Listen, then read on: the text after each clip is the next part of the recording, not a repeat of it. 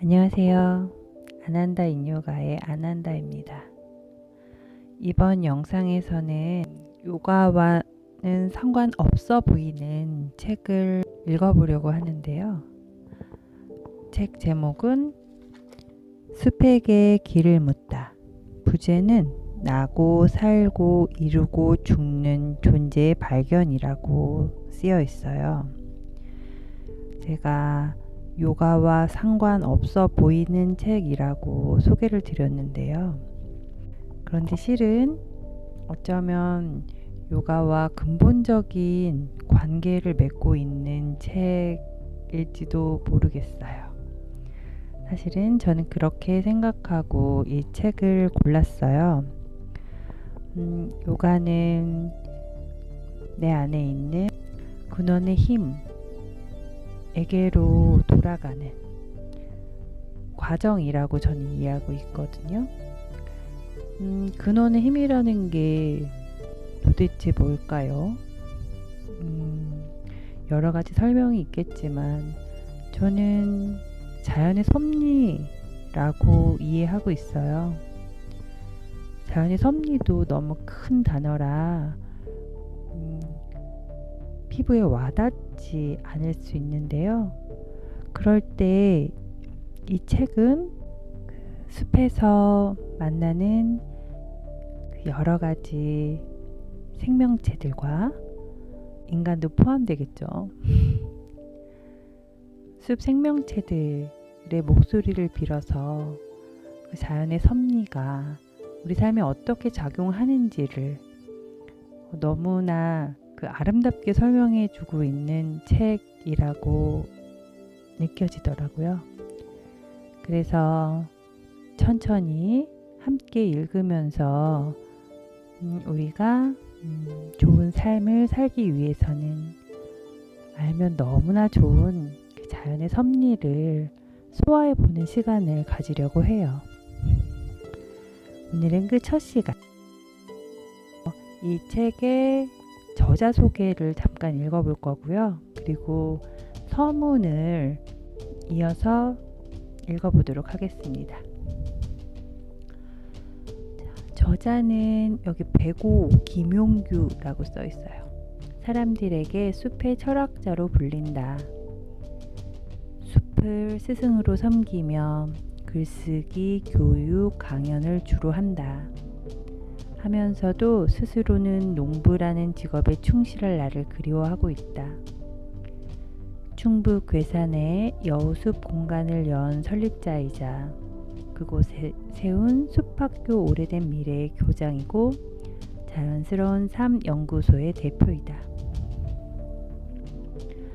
30대의 마지막 7년을 벤처기업 CEO로 일하다가 더 깊고 충만한 삶을 열망하여 후련 숲으로 떠났다.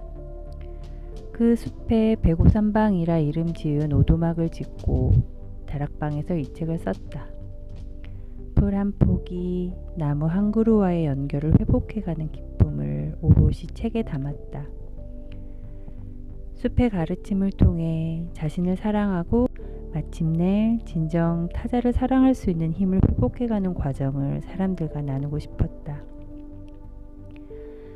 마침내 잃어버린 생명성을 되찾고 인간으로서의 온전한 삶으로 돌아오는 길을 함께 걷고 싶은 마음을 담았다. 이후 숲에서 온 편지, 당신이 숲으로 와준다면 등의 책을 펴냈다. 우리 삶에 새로운 가능성을 타진하는 책과 삶에 깨달음을 줄 수 있는 생태학 등에 관한 책도 준비 중이다. 그리고 그 다음에는 KBS, EBS, MBC, SBS 등 다양한 방송 프로그램에 출연하여 강의를 하고 대담을 나눴으며 매년 150회 이상 다양한 조직과 기관, 대중을 만나는 강연자로 살고 있다. 숲의 설가, 유아 숲 지도사 양성 과정 등에서는 전문가를 대상으로 하는 숲의 인문학과 생태학 등을 강의하고 있다. 숲으로 떠나온 지 10년이 되던 해부터는 자신이 마주한 세계를 더 깊게 나누기 위해 자연스러운 삶 연구소를 설립, 연구원들을 양성하고 있다. 이렇게 써있네요. 희망의 숲에 그대를 초대합니다. 모든 길은 욕망의 또 다른 표현입니다. 길이란 항상 지금 서 있는 이곳에서 장차 서 있고 싶은 저곳에 닿기 위해 필요한 것이기 때문입니다. 따라서 욕망하는 모든 존재는 길 위에 서게 됩니다. 결국 생명 있는 모든 존재는 항상 길 위에 서 있는 셈이요. 그 길이 곧 그의 욕망이자 희망인 셈입니다. 일찍이 루신도 희망을 길에 비유한 바 있습니다. 희망은 본래 있다고도 할 수 없고 없다고도 할 수 없다. 그것은 마치 땅 위의 길과 같은 것이다. 본래 땅 위에는 길이 없었다. 걸어가는 사람이 많아지면 그것이 곧 길이 되는 것이다.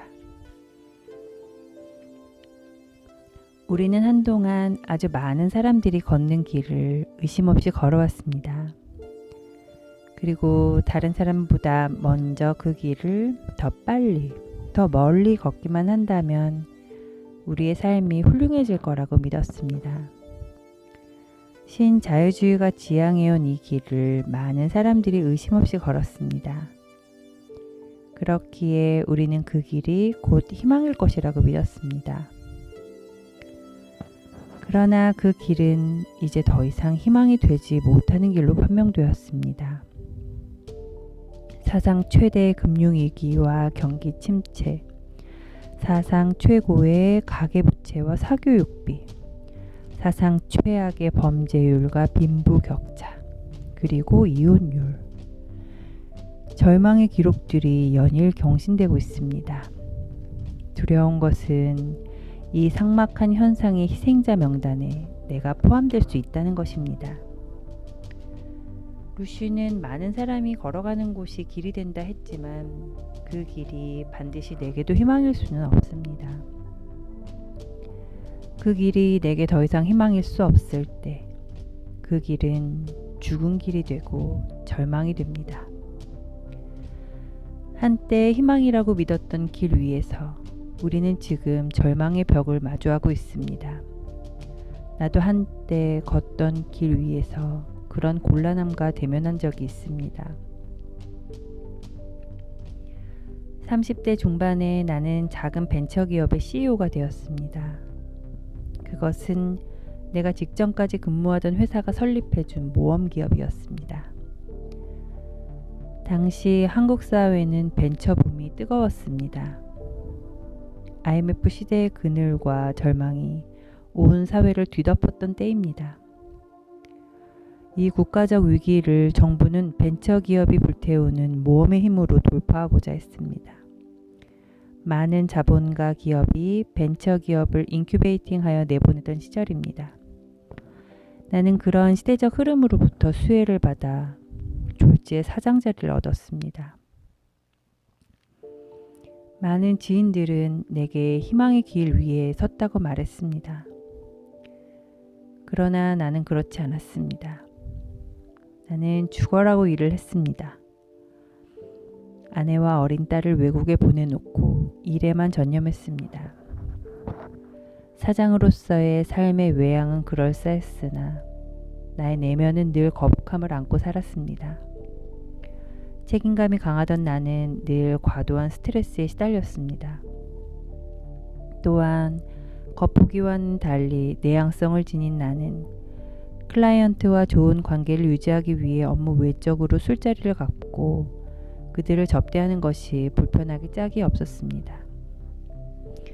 가정의 오순도순한 재미도 일에 밀렸습니다. 어린 딸이 어느 날에는 아빠, 오늘은 좀 일찍 놀러와 라고 말할 만큼 나는 바쁜 하숙생 아저씨 같은 삶을 살았습니다. 요컨대 사람들이 희망의 자리라고 말하던 모험기업의 CEO 자리는 내게 맞지 않는 길이었습니다. 그 길은 희망 아닌 것들이 나의 희망을 대신하는 길이었습니다.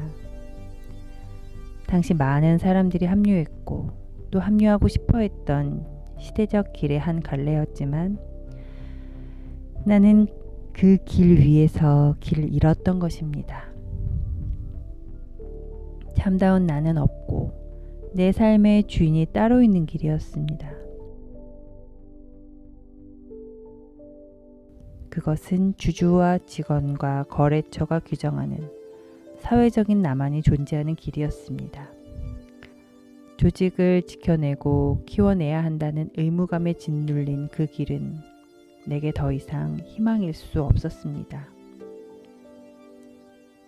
그 길 위에서 더 이상 희망일 수 없는 지점에 다다랐을 때 나는 그 길을 버리고 새로운 길 위에 서기로 결심했습니다. 기업이라는 조직을 떠나기로 했고 도시를 버리기로 했습니다. 삶의 구비를 따라 흐르다가 까맣게 잊었던 꿈, 버려야 했던 꿈을 되살려 불러내고 새로운 삶을 시작하기로 했습니다. 내가 항상 좋아했던 것은 학교였고 숲이었습니다. 밥벌이의 일상을 넘지 못하는 박제된 삶을 청산하고 숲에 들어가 자연을 노래하고 안내하고 덜어 가르치며 살기로 했습니다. 유서를 쓰는 마음으로 아내를 회유하고 협박도 해가며 설득했고 결국 대표이사 자리를 사임하고 서울에 집도 팔았습니다.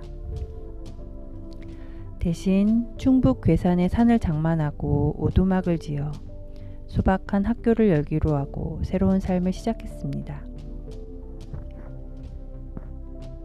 유학을 다녀온 뒤 대학으로 돌아가 선생이 되고 싶었던 20대의 꿈을 이루기에는 늦은 나이가 되었지만 숲속에서 내 방식의 오두막 학교를 열고 자기다운 삶, 더불어 사는 삶을 고민하는 이들을 모아 행복한 삶, 생태적인 삶을 안내해주는 무면허 선생 노릇을 하겠다는 꿈을 마흔에 다시 세우고 시작하게 되었습니다. 오두막에 전기를 끌어오는 데만 2년이 걸렸습니다. 온유월 뙤약볕으로 샤워하며 맨손으로 돌을 나르고 흙을 퍼 담으며 오두막을 지었습니다. 고물트럭이 험한 산길에서 주저앉기를 여러 차례 반복했습니다. 아침이면 손가락이 펴지지 않을 만큼 쓰지 않던 근육들은 힘겨워했습니다. 그러나 나는 이 삶이 좋습니다. 양복을 벗어던지고 대신 등산복이나 작업복을 입고 땀 흘리며 숲을 누비고 자연이 인간에게 가르치는 이야기를 안내하는 지금의 삶이 나는 정말 좋습니다. 왜 그럴까? 그 답은 명료합니다. 그것이 나이기 때문입니다. 이 삶이 바로 나다운 삶이기 때문입니다. 숲에 있을 때 행복하고 자연의 가르침을 나눌 때 내가 정말 숨쉬고 있구나, 살아있구나 라고 자각하기 때문입니다. 삶은 그런 것입니다. 자기 호흡대로 숨 쉴 때 삶은 정말 행복해집니다. 나는 절벽이 가로막은 절망의 길을 버리고 새로운 길 위에 섰고 지금 그 길을 걷고 있습니다. 그러나 그것은 두려운 선택이었습니다. 이제는 정말 내가 되어 나로 살자고 다짐해놓고도 한 발자국도 앞으로 나아가지 못하던 때가 있었습니다. 바로 두려움 때문이었습니다. 이제부터 우산 없이 눈과 비와 바람을 맞아야 한다는 두려움이 산처럼 크게 내 앞을 가로막았습니다. 아닐 줄 알았는데 나는 두려워하고 있었습니다. 그래서 힘들 때면 언제나 그랬듯 숲으로 걸어 들어갔습니다. 나는 두려움에 떨며 숲에게 물었습니다. 내가 정말 나답게 살 수 있을까? 이 새로운 길을 끝까지 걸어가면 내가 닿고 싶은 곳에 닿을 수 있을까?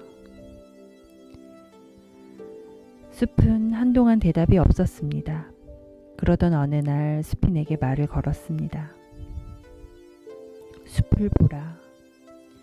이곳에서 나고 살고 이루고 떠나는 모든 생명체의 삶을 자세히 들여다보라. 그들이 어떻게 사는지 마음으로 보라. 나는 숲의 속삭임에 따라 자연을 보기 시작했습니다. 그냥 보는 것이 아니라 그들과 한 덩어리가 되어 그들의 삶을 보기 시작했습니다.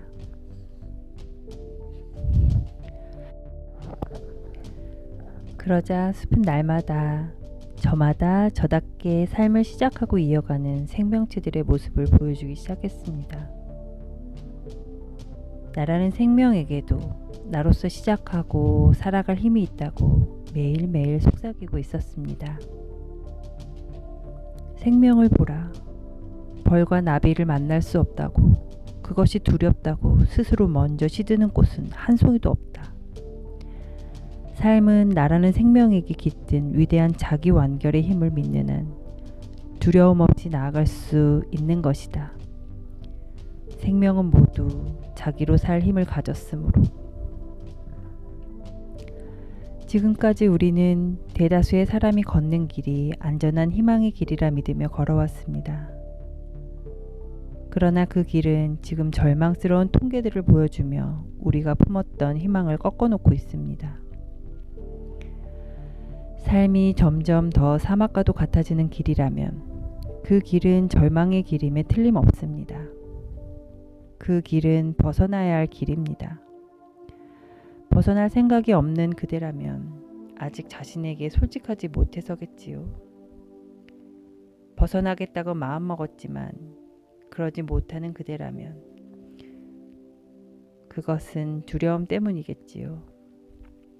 두려움이 너무도 커서 그 길을 버리고 새로운 길을 찾아 나를 세우지 못하는 것입니다. 나는 그런 그대를 위해 이 책을 썼습니다. 이 책은 숲속 생명들의 삶을 통해 그대가 그대로서 살 수 있는 길을 보여주고자 합니다. 그대는 숲의 나무와 풀과 새가 어떻게 태어나고 또 어떻게 역경을 발판 삼아 자신의 하늘을 여는지 보게 될 것입니다. 그들의 탄생과 성장의 드라마는 그대에게 틀림없이 큰 희망과 용기를 줄 것입니다. 또한 그대는 초목이 저마다의 빛으로 피워내는 꽃 한 송이에 얼마나 깊은 삶의 의지와 배려와 사랑이 담겨 있는지 알게 될 것입니다. 불리한 삶의 조건을 넘어서기 위해 그들이 어떻게 투쟁하고 관계하며 살아가는지도 아울러 보게 될 것입니다. 그들은 우리의 방식보다 훨씬 더 아름답고 훌륭하게 부자가 되는 방법을 고안해서 지속해 오고 있습니다. 우리는 그들의 방식을 살펴봄으로써 우리가 사막의 방식으로 일하고 다투고 사랑하며 살아가고 있음을 깨닫게 될 것입니다. 그들은 타자의 길을 부러워하지 않는 길을 택해 걷고 있습니다. 이 길은 저다운 꽃을 피워 자기를 실현하면서도 다시 숲 공동체를 살찌우는 방식입니다. 구불구불한 곡선이고 언덕과 내리막이 공존하는 길입니다. 하지만 아름다움이 가득한 길입니다. 그래서 늘 새로운 희망이 담긴 길입니다. 이곳에서 저곳으로 가기 위한 길이면서도 영혼을 위한 길이요. 생명 저마다의 성장을 위한 길입니다. 우주의 질서 안에서 복종하는 길입니다. 모든 것이 흐르고 순환하는 길입니다. 그래서 마침내 공평함에 이르는 길입니다. 그것이 숲이 보여주는 길입니다. 이 책은 숲이라는 위대한 유기체의 생태를 통해 나고 살고 이루고 죽는 것에 관한 지혜를 은유처럼 제시합니다. 이 책은 그 은유를 자연이 스스로를 지속하는 방식, 특히 숲속 생명체들의 삶의 방식에서 찾고 있습니다. 나무와 들풀, 새와 곤충, 해와 달, 바람과 물 등 숲에 거하는, 숲에서 살고 가는 존재들이 보여주는 나고 살고 이루고 죽는 것의 지혜를 엿보는 책입니다. 따라서 이 책은 나무와 들풀이 중심을 이루고 다른 존재들이 어울려 사는 숲에 관한 이야기입니다. 하지만 또한 이 시대를 사는 우리 자신에 관한 이야기입니다. 우리의 길에 대해 묻고 있는 책입니다. 숲속 생명체들의 삶을 통해 우리의 삶을 돌아보고 새로운 길을 찾고자 모색하는 책입니다. 또한 새로운 길 위에 서려는 이들이 자신에 대한 믿음과 용기와 희망을 얻을 수 있는 책입니다.